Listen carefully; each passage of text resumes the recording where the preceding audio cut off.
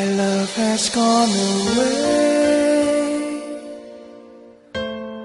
quietly after 100 days.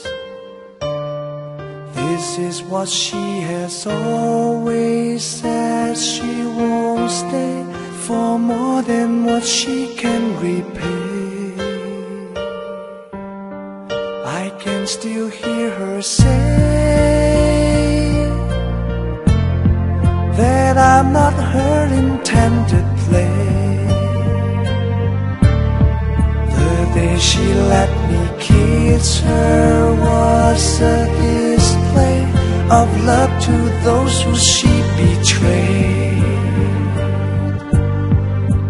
How can I put someone to the test when I thought I got the best? Until the taste of bitterness, then I regret. But still I won't detest the love I can't forget, like someone who has left. How can I leave someone for the rest when I am facing the best? Until the taste of treachery, then I regret.